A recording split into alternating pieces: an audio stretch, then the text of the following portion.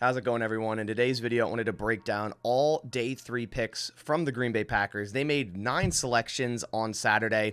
I thought they were going to trade around a little bit more and they wouldn't select all 9 players, but they kept all 9 picks. They had 2 more picks, one more in the 5th round, one more in the 6th round from the trade they made on day 2 before selecting Jayden Reed, and they actually got 2 really good players with those trades. So in today's video, I want to go over my thoughts and break down every player that the Packers selected in day 3. I also made previous videos breaking down their day 1 pick, Lucas Van Ness, and then also a video breaking down all 3 day 2 picks, Luke Musgrave, Jayden Reed, and Tucker Kraft. If you want to go watch those, they're right on my channel. And also, if you guys are a new viewer here, I'd really appreciate it if you went down and clicked the subscribe button. It supports my channel a ton. I do everything Packers here right on this channel, draft content, off-season content. So when rookie minicamp starts later this week to OTAs and all of that, it'll be all here right on this channel. So if that does interest you, go down and click subscribe. All right, so let's waste no more time and get this started. So for their first pick in day 3, round 4 pick 116, the Packers selected Colby Wooden, edge out of Auburn, but I would say he's more of a defensive tackle, but he has versatility here. I really like this pick, and this just kept the theme going of versatility of the Packers draft picks. Every player before this, with Jayden Reed, Luke Musgrave, Tucker Kraft, and Lucas Van Ness, had inside-outside versatility. Lucas Van Ness will be an edge mainly, but they could still line him up inside if they need to on pass rushing downs. Colby Wooden will be a defensive tackle for the Packers. That's where he was best at Auburn, but they could also line him up out wide. Bringing up his RAS here, it's the typical RAS for a Green Bay Packers draft selection, usually above an 8.5. He has a 9.24 here. He's 6'4", 273 pounds, and 23 bench reps.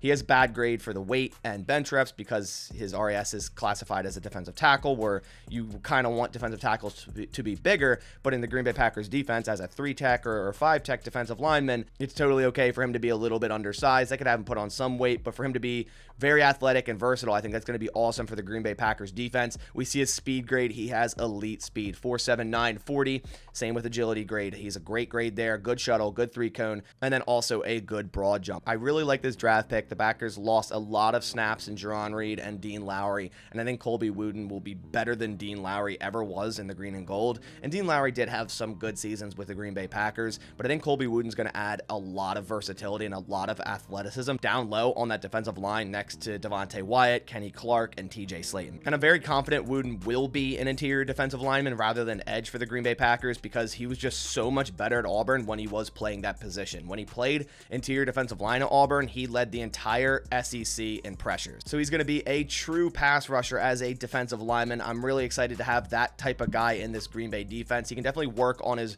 run stopping ability, but like I said, he's going to be a true pass rusher, and I think he fell because a lot of teams may have thought, okay, he's not quick enough to be an edge and he's not big enough to play defensive line in a 4-3 defense, but I think he fits perfectly in a 3-4 defense as a 3-tech, 5-tech, whatever that may be, in the Green Bay Packers defense. Moving on to the 5th round in this draft, their first selection at pick 149 was definitely a questionable one to a lot of people. That was, they selected Sean Clifford, quarterback out of Penn State. Now, they had met with Sean Clifford. I kind of saw him more as a 7th round guy to undrafted free agent, but I understand why the Green Bay Packers did this. They don't have a backup quarterback. There was a run on quarterbacks right before this pick with Clayton Tune going and then Dorian Thompson-Robinson, 2 guys I really liked. So if they were still on the board, I think they would have selected one of those guys. But I think since the quarterbacks were coming off the board, they had 2 5th round picks, and they still got a guy they really wanted with their next 5th round pick, which we'll go over after this.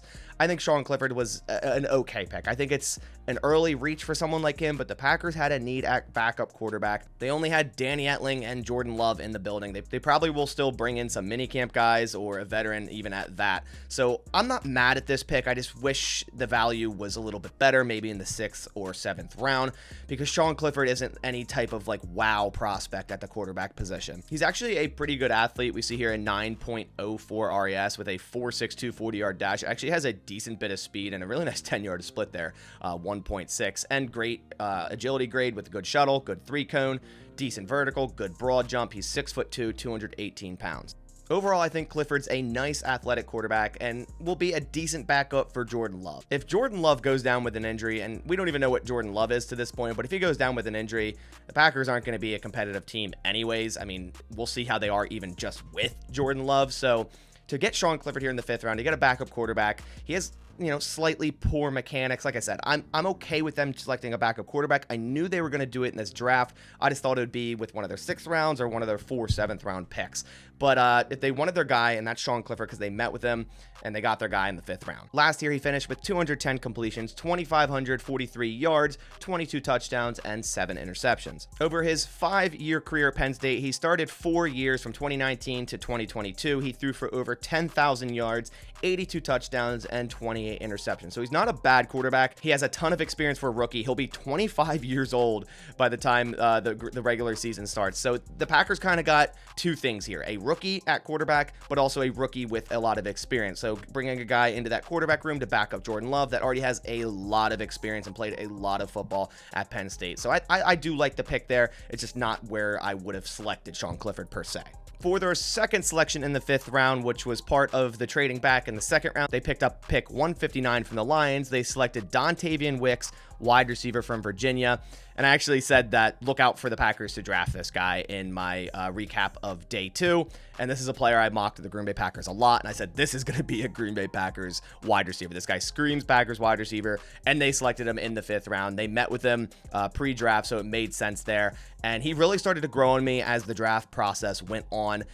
He's very similar to Jaden Reed in the aspect of the numbers don't say everything with Dontayvion Wicks. Bringing up his RAS here, he actually has a very nice RAS of 9.17, even though he ran a pretty bad 40-yard dash. He's 6'1", 206 pounds, and we see his 40-yard dash, 4.62. I believe he plays a lot faster than this, and I think he just ran a very poor 40-yard dash. It happens. I mean, we've seen players like Devontae Adams who don't really run that fast at 40-yard dashes, but get on the field and you're like, okay, this dude actually is very quick. He has some speed.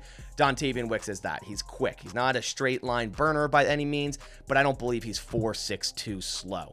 Then if we go to his explosion grade, this dude is the definition of explosive, a 39-inch vertical and a 10'10" broad jump, and he has a good agility grade with a 4.2 shuttle and a 6.91 3-cone. Last year, Wicks only played in 9 games for the Virginia offense, but had 30 receptions for 430 yards and 2 touchdowns. But what you really want to look at is the 2021 season, where he had 57 receptions for 1,201 yards and 9 touchdowns and a 78.8 offensive grade, 80.4 receiving grade. Wicks is a wide receiver that can make very quick cuts. He has great balance. He has strong hands. I think he's a very underrated receiver in this draft class. I really liked him, and like I said, mocked him to the Green Bay Packers in the 5th round multiple times. So I really like the selection here.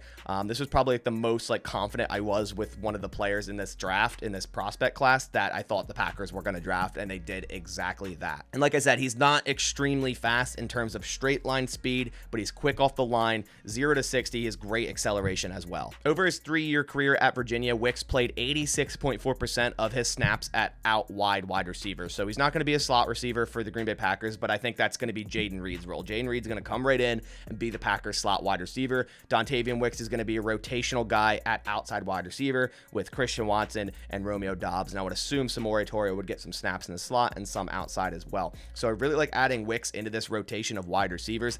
I think he's a pro-ready wide receiver more than some other guys who will be 22 years old by the time the season starts. And I really like adding him into this room with Jaden Reed. Like I said, I think both of these guys are underrated, and I think both of these guys will get a decent amount of snaps their rookie years with Jordan Love, and both will get on a good rapport with Jordan Love as well. With their first of 2 6th-round draft selections, the Packers selected Karl Brooks, edge/defensive tackle from Bowling Green, and is another player I mocked the Green Bay Packers multiple times, and I really wanted the Packers to select, and I think this is an absolute steal in the 6th round. Every time I mocked Karl Brooks to the Packers, it was sometimes 3rd round, sometimes 4th round. So to get him in the 6th round, this is going to be this year's Kingsley and Egbare type of draft pick, where this guy comes in as a 6th round draft pick and is going to produce. This guy's going to get snaps, and he's going to surprise a lot of people. I am so hyped that the Packers selected Karl Brooks. He's one of my favorites in this draft, especially to add to this defensive line room with Colby Wooden.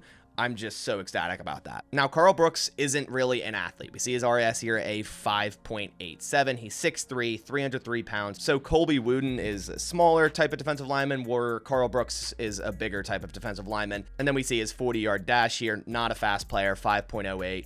Very low vertical, low broad jump, low shuttle. So Karl Brooks isn't an athlete by any means, but all he did at Bowling Green was make plays. In 13 games last year, Karl Brooks ended with a 92.1 90.4 PFF grade, a 90.2 run defense grade, a 91.4 pass rush grade, had 63 total pressures, 12 sacks, and 7 hurries. He also forced 2 fumbles and made 36 total stops. Karl Brooks is just about to be 23 years old. He had a 5-year career at Bowling Green where he accounted for 154 total pressures and 30 sacks. This guy consistently pressured the quarterback. Now, some people will say, oh, he played against subpar talent, but it doesn't just happen randomly that you get 154 pressures and 30 total sacks in your college career. This guy knows how to rush the passer, and he's going to be a really nice defensive lineman, rotational guy to add into that group with Colby Wooden. And like I said earlier, they lost Jerron Reed, they lost Dean Lowry. Those were a lot of snaps they lost, and I thought they'd add 2 defensive linemen into this group, and that's exactly what they did, and I love both of them. I love Colby Wooden, and I really, really love Karl Brooks. I don't know how this guy fell to the 6th round. I think it's excellent value here. With their second 6th round selection at pick 207, they went Anders Carlson, kicker out of Auburn. There was a run on kickers. I was actually shocked how many kickers went in this draft before this Packers pick at kicker in 6th round. I mean, there was a lot of kickers that started going. He's the brother of Daniel Carlson, who's the kicker on the Las Vegas Raiders, and the Packers needed to add a kicker. It's very clear that Mason Crosby isn't coming back to this point, so getting a kicker in the 6th round, I'm not terribly mad at. I would have liked to use one of the 7th round picks on a kicker, but they had 2 6th rounds and 4 7th round picks, so I'm not mad at it. It wasn't a 49ers selecting a kicker in the 3rd round, so at least they didn't do that. And Anders Carlson has a ton of experience at Auburn. He played for 5 seasons where on extra points, he was 160 out of 163. Extra points for field goals, he was 76 out of 107, so a 71% there. If we go into more in-depth on the field goals, 0 to 19 yards, he actually only kicked 1 field goal in his career, 0 to 19 yards his freshman year, and made it. 20 to 29 yards, he was 31 for 31. 30 to 39 yards, he was 15 of 20. 40 to 49 yards, he was 25 of 39, and 50 plus yards, he really wasn't that great. He wasn't really a distance kicker at Auburn, which I think is a little concerning considering the Packers like to have, their distance kickers and kickers that can play through the weather and still kick long field goals. He was 4 of 16, 50 plus yards, which is only 25%. So like I said, the Packers needed to draft a kicker. I would have liked to see a 7th round kicker, but I'm not terribly mad. It was a 6th round considering their other 6th round selection was Karl Brooks before. Like I said, Mason Crosby isn't going to be back in the building, so it looks like Anders Carlson will be the kicker for the 2023 season, but I would assume they'll bring in some other guys for minicamp or whatnot for competition. Now moving on to the 7th round, the Packers selected 4 players, and first of which at pick 232 was cornerback Carrington Valentine from Kentucky. Bringing up his RAS, Carrington Valentine, of course, is an athlete, 9.30 RAS. He's a little bit on the smaller side, 5'11", 193 pounds, but the dude is a speedster, 4.44 40, also a really nice 20-yard split and a 10-yard split. And he has a great explosion grade, 39-inch vertical. The dude can get up there, and a 10'8" broad jump, so elite explosion grade as well. Carrington Valentine was a nice zone corner at Kentucky. He primarily only played outside cornerback. He has barely any slot snaps. So the Packers adding a cornerback here, I thought they'd do this, adding an outside guy at some point in this draft. So it makes sense here in the 7th round to add another depth guy into the room at cornerback to add to Eric Stokes, Rasul Douglas, Jair Alexander, Keyshawn Nixon, and Shamar Jean-Charles. So likely will be a special team guy to start, but it's nice to add another depth piece in that room. With the Packers' second 7th round selection, they selected Lou Nichols III, running back out of Central Michigan at pick 235. Lou Nichols is a 4-year player, but 2-year starter at Central Michigan, where in 2022, he ran for 616 yards, 6 touchdowns, but in 2021, he had a very, very big season, 1,700 yards, 15 touchdowns, and he also offers a lot of versatility as a receiving back. In 2022, he had 21 receptions for 128 yards, and in that awesome 2021 season, he had 37 receptions for 282 yards. He didn't test, so he doesn't have an RAS, but he's 5'11", 222 pounds, and it's estimated that he runs right around a 4.5 40. So he doesn't have the breakaway speed by any means, but he's good in the receiving game. He's a strong runner. He's a good running back in space and shows great vision. Tyler Goodson is still on the roster. Patrick Taylor is still on the roster, and now they added Lou Nichols into the room. So I'm assuming one of those three guys is going to fight and get that third running back spot, or the Packers could go into the season with 4 running backs, but obviously those 3 guys are going to have to fight for 1 or 2 spots. So I figured getting a 7th round running back was kind of a given, considering they had 4 7th round picks. With their third 7th round selection, the Packers selected Anthony Johnson Jr., safety, at pick 242 out of Iowa State. And I was actually kind of shocked they waited this long to get safety, but if they were to wait this long and pick one in the 7th round, Anthony Johnson Jr.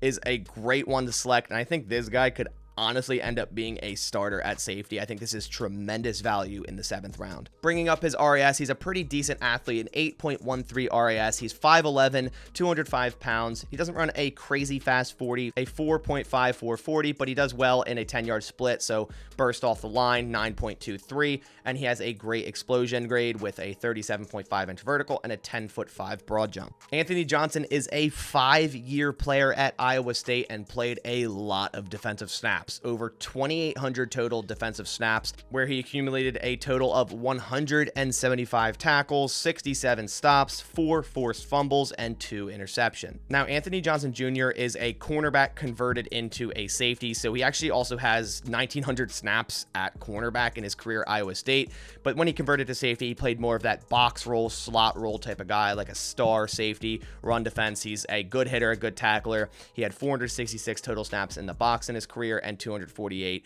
in the slot. So just this last season in 2022 is when he converted to safety.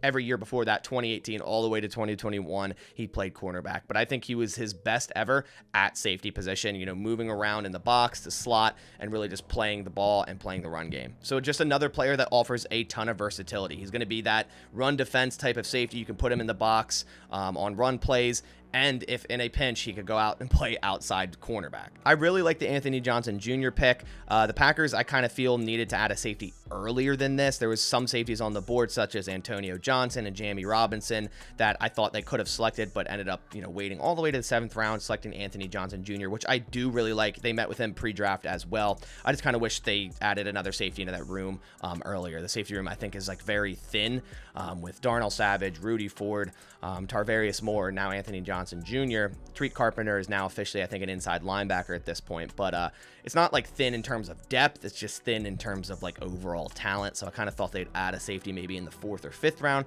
but they waited all the way to the 7th round, which, like I said, if they were to do that and select only a safety in the 7th round, my pick was for Anthony Johnson Jr., so I do really like this selection for the 7th round. With the Green Bay Packers' final pick in the 2023 draft at pick 256, they selected another wide receiver, Grant DuBose, out of Charlotte. And DuBose is the first ever player drafted out of Charlotte for the Green Bay Packers, and I was wondering if they were going to go 3 wide receivers or 3 tight ends in this draft, and they ended up going with 3 wide receivers. So just, again, another flyer on a wide receiver here. DuBose is a decent athlete with a 8.79 RAS. He's 6'2", 201 pounds. He ran a 4.57 40-yard dash, so the Packers really didn't get any extreme burners at wide receiver in this draft class, but they got a lot of guys that, in my opinion, just know how to play ball. Like, they're good at route running, they're good at getting separation, they're good at catching. And then also we see he had a good explosion grade, a 35-inch vertical, and a 10'5" broad jump there. Not a great shuttle, but also a pretty good 3-cone at 6.89. In his last 2 years at Charlotte, last year he had 793 total yards and 9 touchdowns. The year before that, in 2021, 889 yards and 6 touchdowns. He is primarily, again, an out wide receiver, so that just tells me more so that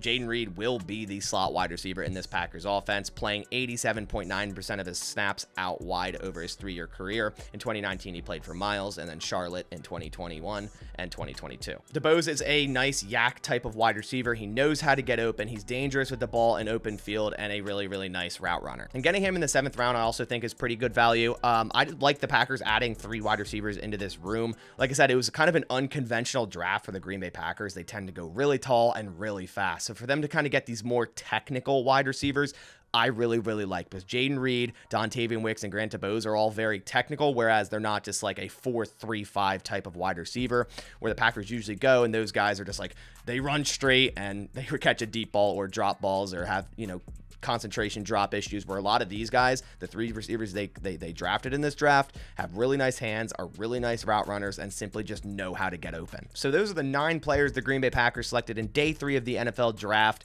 Probably the most players I've seen the Packers select in day 3 in a very, very long time. Going into day 3 with 9 picks, I was like, okay, they're going to package some of these picks, move up maybe in the 4th round, in the 5th round, select the guys they needed. But overall, I think they won really well with getting that extra 5th round and 6th round pick, from trading back 5 picks from 45 to 50 with the Lions and the Buccaneers, and still selecting Jayden Reed, who I really love at this point. And then the 2 picks they got from the Jayden Reed trade was Karl Brooks and Dontayvion Wicks. 2 players I really, really like and I think are tremendous value at the 5th round with Wicks and the 6th round with Karl Brooks. But I want to hear your thoughts down below. I think the Packers did pretty good in the 7th round. Like I said, there's a few question marks with like selecting Sean Clifford in the 5th round there, and then a kicker in the 6th round. But I think outside of those 2, I really like every other pick.